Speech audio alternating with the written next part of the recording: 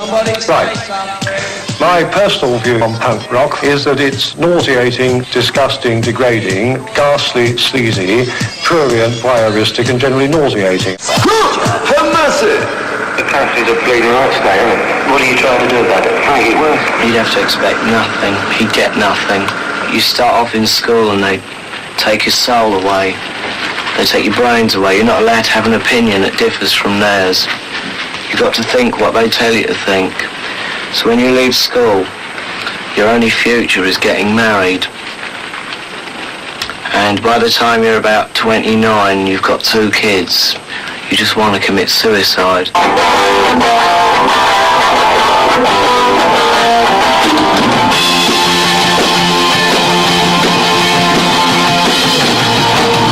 I'm going to find out why goth refuses to die. For me, when I first got into the goth scene, I was like age 17 and my mum and dad said it was just a phase. I'm now age 31 and, well, it's a long phase. Everyone around where we live are like, wear trackies and a chaps and stuff.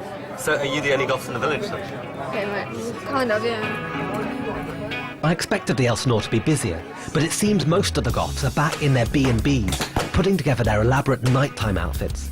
Tonight and tomorrow night are probably the biggest goth events of the year. People spend months planning what they're going to wear tonight and tomorrow night.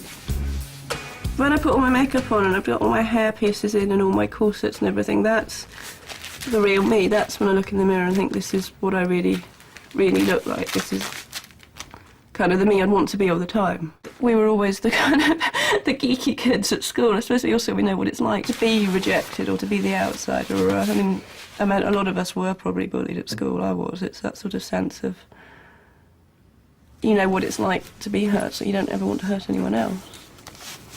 You all look very, very different. How would you describe your looks individually? Are you all goth? No. It's about alternative. It's about individualism. It's about looking your best. It's about not looking like everyone else, expressing yourself. Did you have to come out to your friends as a goth? Not yet. Oh, really? So it's still a secret? None of them know I dress like this. Could you look like this where you live? Could you wander around the streets like this? Oh, God, no. Not at all. I'd get lynched. Really? Yeah. The goth scene is so varied, I'm finding it hard to pin it down. What's the common thread? When you're down, when you're strained.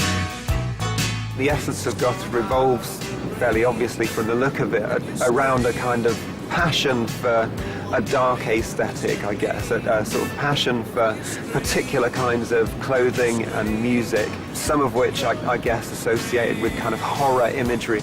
Perhaps there's an enjoyment of embracing and enjoying wearing things that other people in society perhaps don't like. Increasing numbers of goths are actually staying involved in the goth scene longer and longer. There's lots of goths who are sort of computer programmers, there are goths who are teachers, lecturers and so on, actually quite sort of middle-class occupations in some respects, and perhaps they've removed some of their piercings and so on, or removed their dyed hair, so they've worked out ways in which they can actually still look quite goth at the weekend. Though my time on the dark side was short-lived, it convinced me that goth will never die. It will thrive as long as there are outsiders looking for a community. It gives a sense of belonging that's hard to let go of. I know, because I felt it too.